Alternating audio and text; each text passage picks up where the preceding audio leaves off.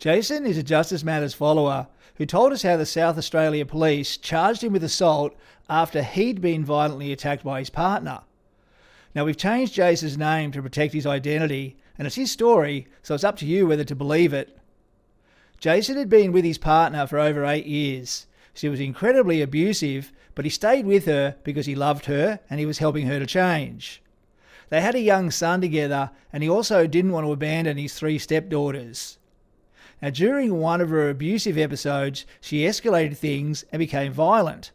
She choked Jason with so much force that she fractured his hyoid bone, and we've seen the hospital records as proof. Jason pushed her off and fled the house, but she chased him outside and tackled him.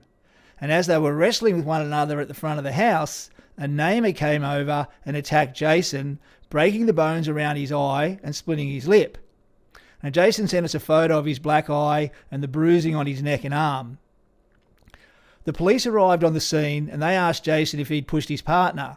And being an honest person, he said yes. He pushed her off because she was choking him.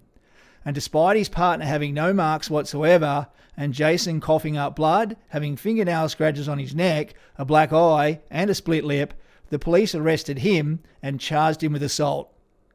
Now, when he was at the station, the police laughed at Jason when he tried to tell them that he was the victim. They ridiculed him and acted like a bunch of schoolyard bullies. They refused to take him to the hospital, even though he was coughing up blood, and it was later discovered that he had a broken bone in his neck.